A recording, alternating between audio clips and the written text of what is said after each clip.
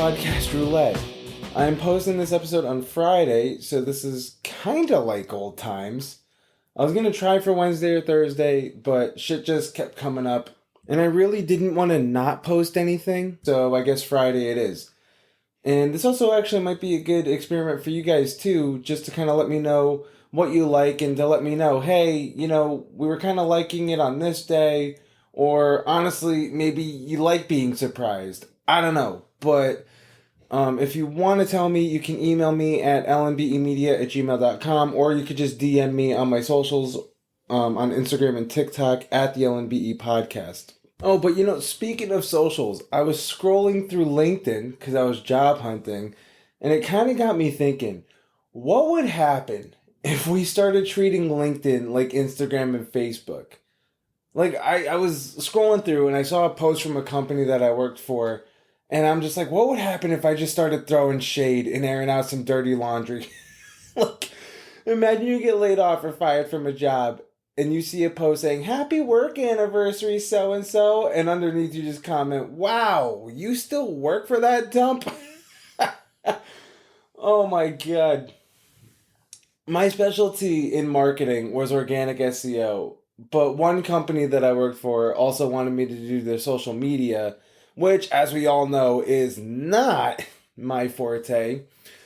But what do you do in corporate America? You say, yes, master, or else you get labeled as difficult to work with. So I did it. And do you know how hard it is to write positive posts about people that you can't stand? Bro, I can't even stand myself 90% of the time. And you expect me to say something nice about you?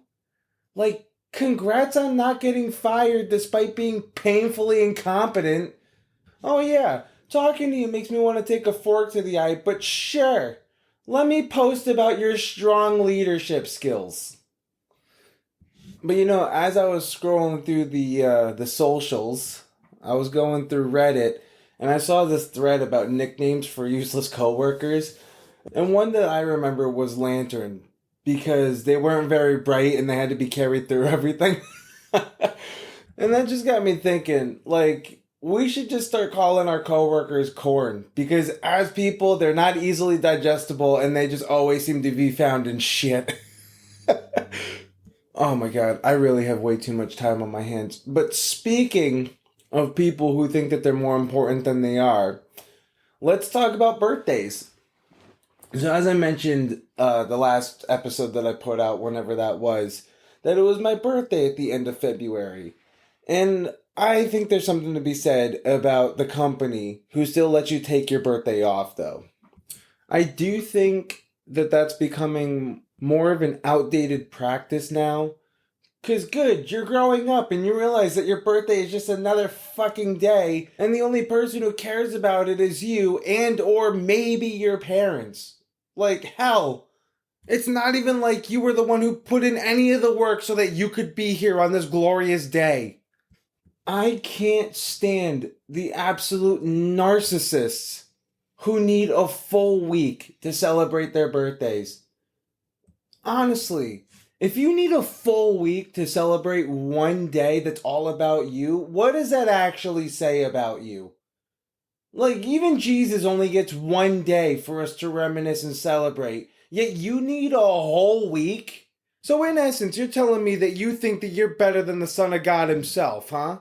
And why is it always the same type of person who needs a birthday week?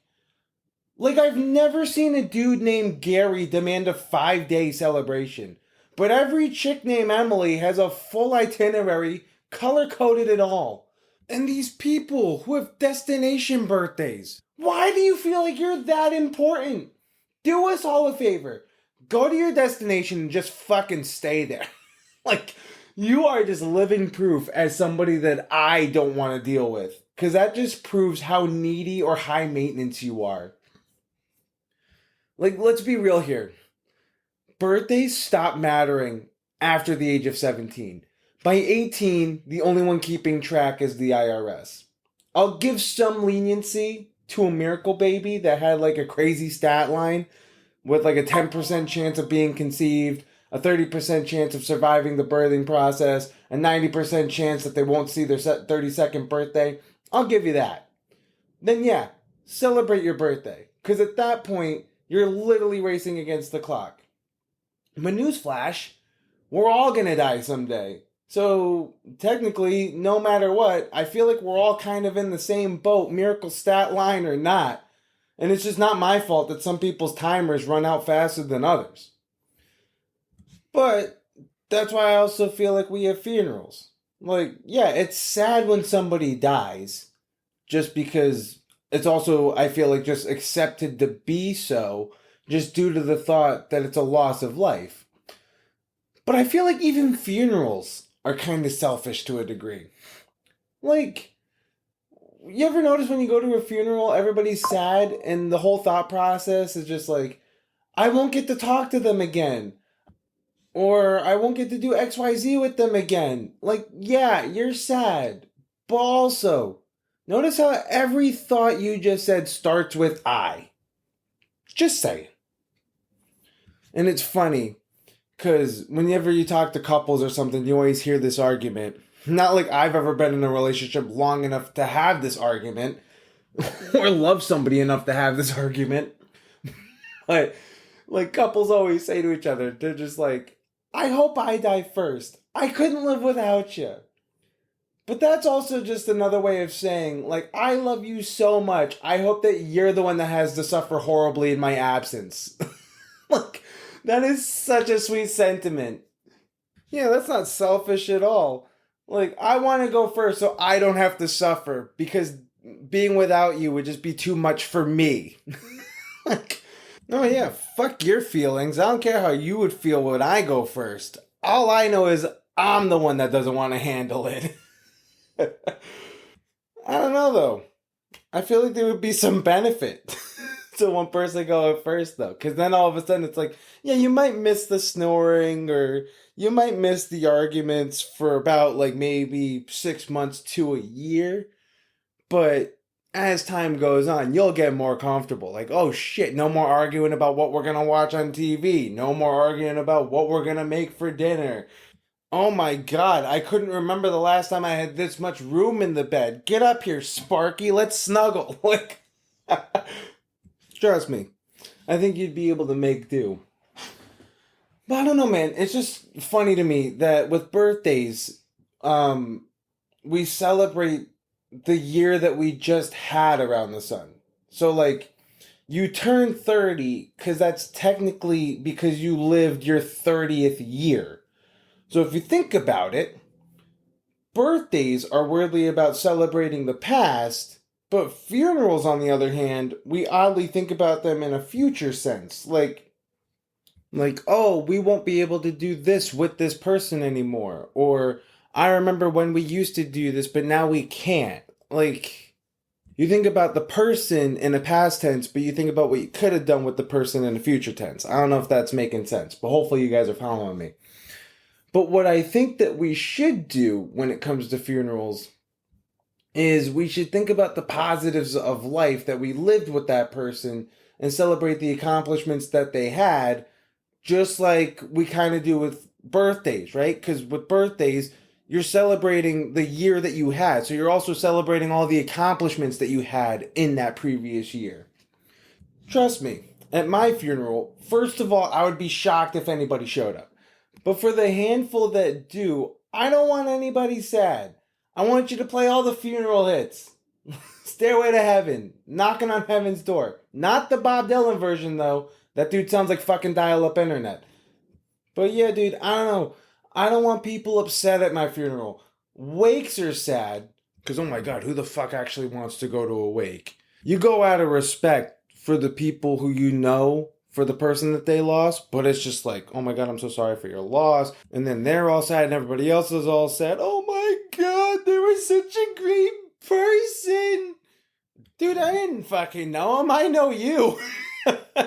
And now I'm subjected to seeing this dead person just lying there in this casket. Like, dude, this is not my idea of a good time. Like, honestly, and the idea of opening caskets, whose bright idea was that? Like, does anybody actually want to see the fucking body?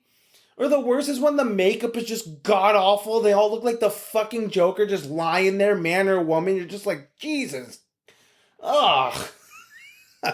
Seriously, does anybody actually want to go to a wake? Stop inviting me to them. Honestly, and I'll put out an olive branch. We make it that far. Don't even go to mine. Just go to my funeral. Like, that's all I care about. Like, go celebrate my life. You don't need to fucking see me. You saw me when you were alive. Then you should have a pretty good sense of what I look like when I'm no longer with us. But also, if I am no longer with us, and you never bothered to call me or hang out when I was alive, then don't bother coming to see me when I'm dead. If you don't have time for me when I'm alive, then you definitely don't have time for me when I'm dead. Go fuck yourself. I don't need no fake friends at my funeral. But what I will say is if you were an avid hater of me, or even are an avid hater of me, and you find out that I pass away, you are more than welcome to come to my funeral and celebrate the life that I lived. Because number one, I'm still petty, and I got you to do the one thing that you didn't want to do, which is celebrate me. But also number two, if you want to come by just to trash me, go right the fuck ahead. The hell do I care? I'm dead. I can give a shit what you say at that point. It is also kind of funny, though, that no matter what at a funeral, the eulogy is always spun, no matter what kind of life you live, to be positive, because nobody wants to be remembered negatively, as if the person in the casket is listening to what you're saying anyways. So I don't know, I one thing that I ask is, can we just start making eulogies a little bit more honest? Like, can we do that? There's only 5 of us here. I think we all know why. Yeah, dude. Steve was kind of a prick, man. Dude took my lawnmower 10 years ago. I only came because I was thinking now I'd be able to finally get it back. Motherfucker never paid his taxes. But where was that $200 I lent him 2 years ago? I don't know, man.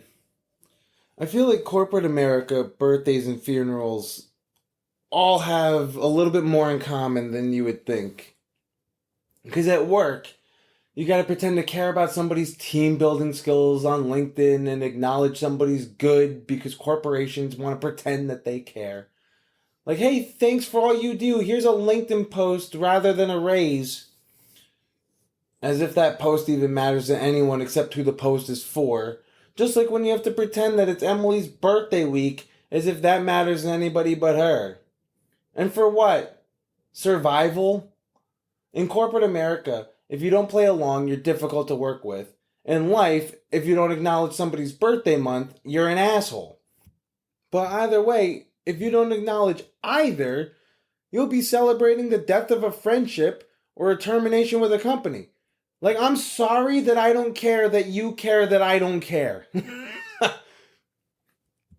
But I mean, throwing shade is kind of fun. I just wish we could do it in more inappropriate areas. I mean, hell, Kendrick Lamar threw shade at Drake during arguably the most televised event in America during the Super Bowl. So why is there always this level of professionalism that we all need to have? If you can't take the heat, stay out of the kitchen. And look, I'm not saying go up to everyone that you know or dislike and just start being an asshole. You gotta pick and choose your battles. But how much more entertaining would LinkedIn be? Or funerals would be if we treated those things like more fun social platforms like Instagram or Facebook or whatever, where Emily posts about her B-Day week and somebody under it goes, oh wow, 7 days for the 7 years old that you're still acting? Oh, Disney theme. Well, I mean, you are a little bit goofy. Got him. But it is kind of funny, too, how LinkedIn bios are essentially like a funeral eulogy. Like, oh, I'm always helpful, looking to improve in insert field. I would give the shirt off my back to help improve your ROI or whatever your department is, or in life, or whatever the fuck. Like, shut up, Greg. I worked with you, and the fact that you even lasted this long is a miracle in itself, either on LinkedIn or in life in general. Yeah, but that really isn't the Christian thing to do, is it? You always gotta turn the other cheek and do right unto those that have not done right unto you and all that shit. Because I know what you guys are thinking. Mike, isn't all this talk of throwing shade kind of, I don't know, maybe unchristian? And yeah, Probably.